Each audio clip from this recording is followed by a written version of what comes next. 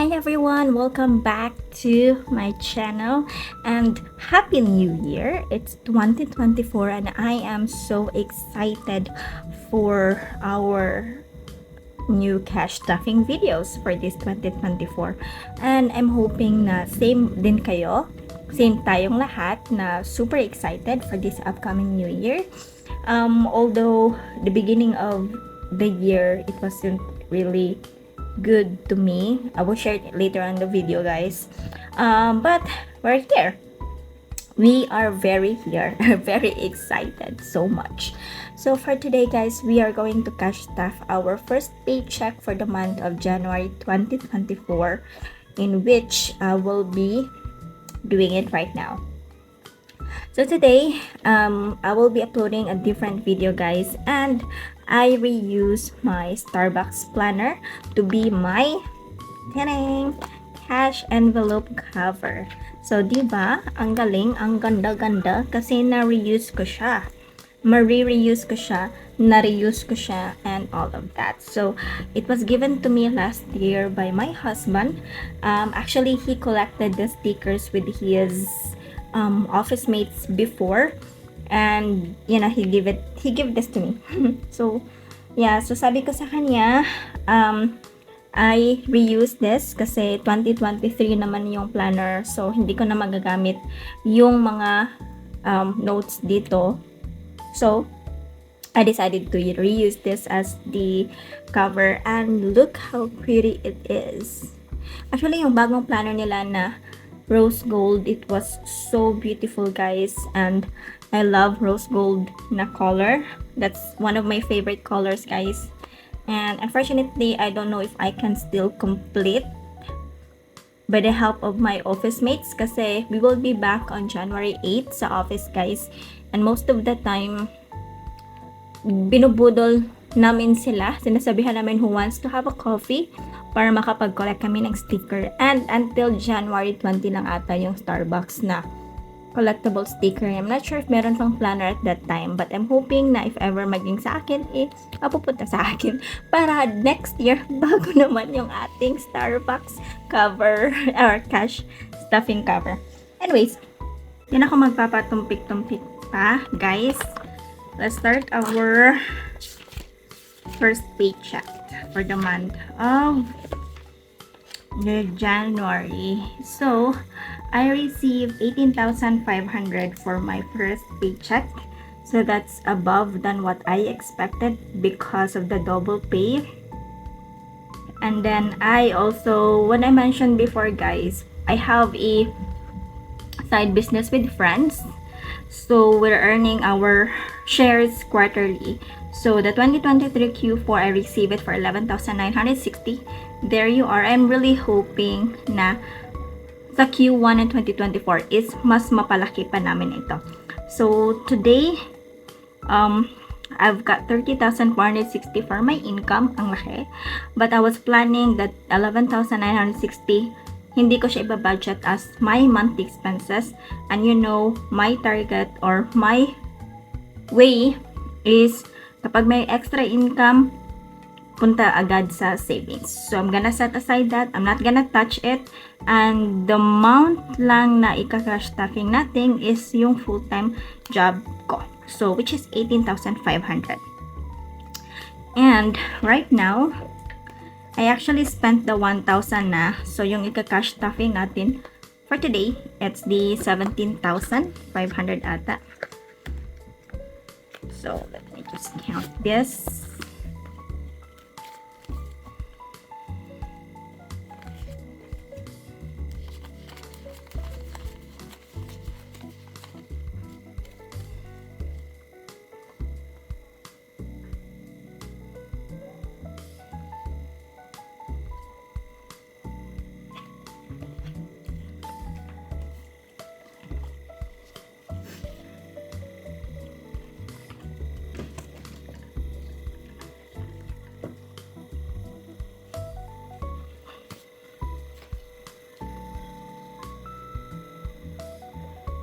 So, dito ko na lang siya ilalagay.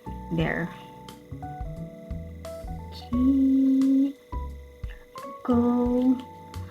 Oh, magkano Magkano ulit yun? I forgot. 1, 2, 3, 4, 5, 6, 7, 8, 9,000 plus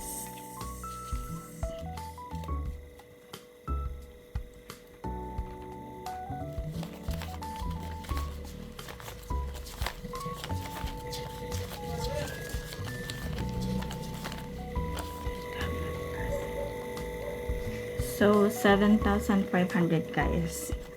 And since wala akong tag hundreds dito, I have to look for hundreds. Hundreds. Actually, dito ko siya lalagay guys kasi it's so slippery. Wala pa talaga akong in a good place for filming. So, I'm just gonna arrange it like this. And I have a wait lang, roll over dito na roll over from last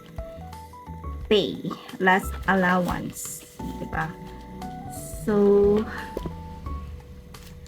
also I have another 100 here. So what else do I have? Let me add this para maano natin. Oops, I have 20 pesos and I have a 20 pesos na savings challenge. For that, I'm gonna put it here. I will be adding it here. So I'm collecting the 20 pesos na paper bill, the old one, hindi yung coins. And I'm gonna count this. 2, 3, 4, 5, 6, 7, 8, 9, 10.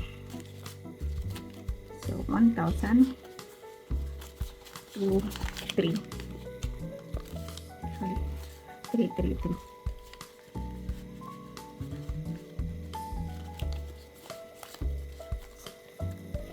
So, yung gagawin ko guys, papalitan ko to 1, 2, 3, 4, 5, 6, 7, 8, 9, 10. So, papalitan ko to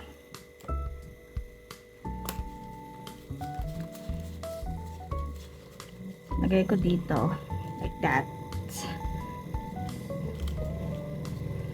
So, papalitan ko ng 1,000.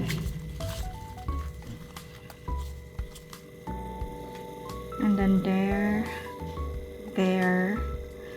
and here. There we go. Oops, hindi kita yung 50 pesos, pero may 50 pesos tayo dito guys. Nahihirapan lang ako sa So, lalagay ko yan dyan. And I'm gonna start my cash stuffing. So, let's have 2,300 for the utang. 2, 1, 2, 3.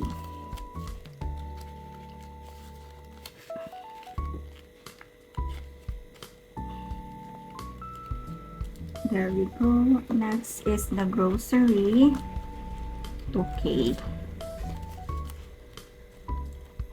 2K for the grocery, guys. As you all know, I'm increasing my grocery because I find it that the 1.5 is not enough. So yeah. Allowance, I have 3.5. Actually, 3.5. Magkano to?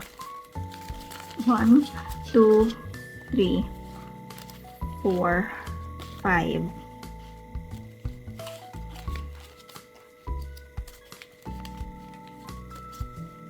So, 1, dito tayo sa 500.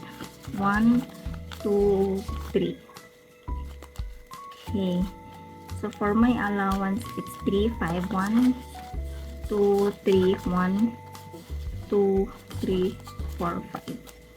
Okay. The next one is for the transportation, which is 1K. So as you all know, I'm giving out, no, as you,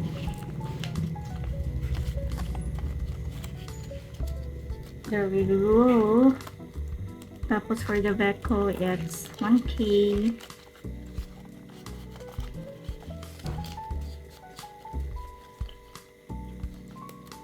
Tapos for Monshi, it's 1,000. Oops, sorry. 1,000. There we go. Tapos for the medical funds, for the vitamins, I'm putting here 500. Then for the swimming, it's 2, 3. Oops. 2, 3. Tapos, pasok ulit tayo dito ng 200. O, diba? So, pasok ulit tayo ng 200 para ma-fully funded natin ito. 1, 2, 3, 4, 6. There we go.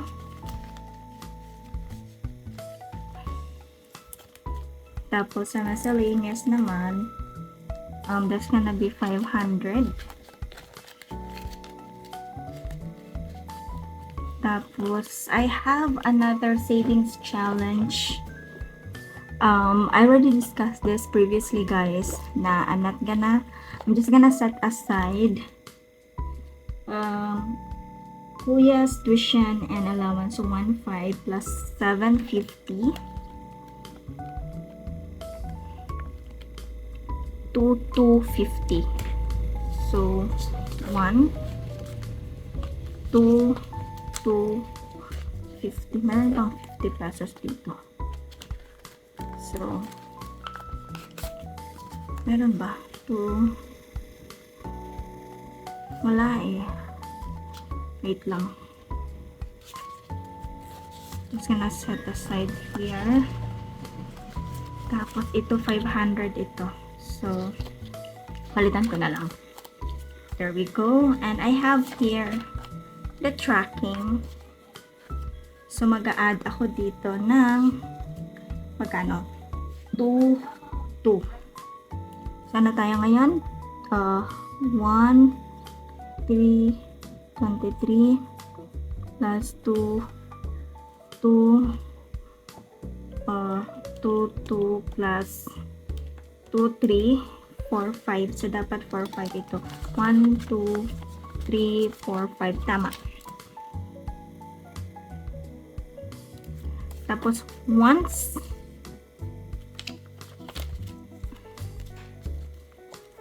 I'm done, by the way guys, I decided that once every month, i-deposit ko to sa CIMB na account. You know why? CIMB has a biggest na ano siya, biggest interest compared sa mga regular banking. So, I suggest for mga sinking funds ninyo, kung gusto ninyo ng mas madali nyong ma-achieve yung mga savings goals ninyo, dun nyo ilagay sa CIMB kasi 0 pesos transfer fee siya to any banks. InstaPay pa. So, ito naman guys, I put it calamity funds, but this is not calamity funds, it is medical funds, which is 1, 2. 2. Oh, okay. Tama. Alright, so my income for this pay is just enough. Just enough lang. Walang savings.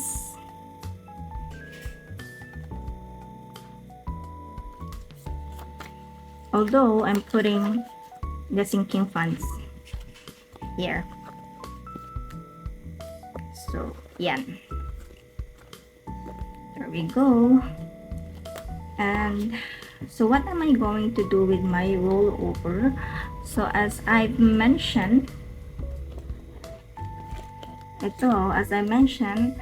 50% rollover goes to the savings and 50 goes to my sinking funds na kung ano gusto kong bibilhin. Yan. Alright. So, this is how much?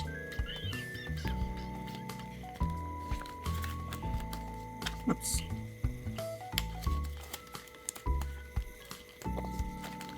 $1, 5, 6, 7, 8.50.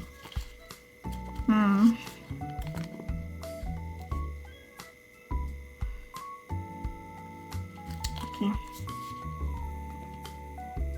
Kano yun? Wait lang ha. 1, 7, 8. Huwag ko na lang. 1, 8 na lang. 1, 8 divided by 2. So, 900 goes to my savings. So,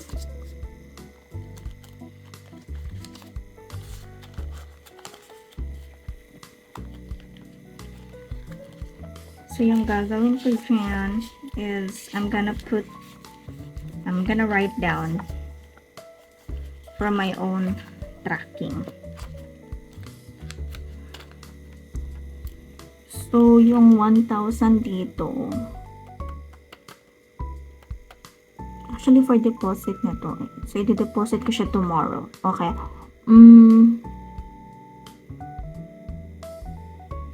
Ay, hindi. Ano ba to? Okay na to. Sige, 1,000 na lang for my savings. That's coming from my rollover. So,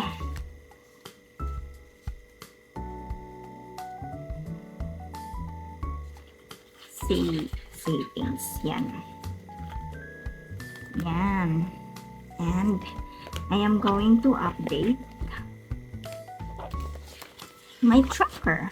So my tracker for the week 1 is coming from my rollover. That's 1,800. Diba? So let's check with the week 2 and so on. Let's see what else do we have. So yung 10,000, I'll go check later kung anong balak ko dito sa 10,000. Saan ko siya ilalagay? Anyways, I think that's it for now, guys. I really appreciate for you coming here. I hope na nagustuhan ninyo. And if you do so, please go ahead and click like, subscribe to my channel, and I'll see you in our next video. Bye, guys. Thank you so much for watching.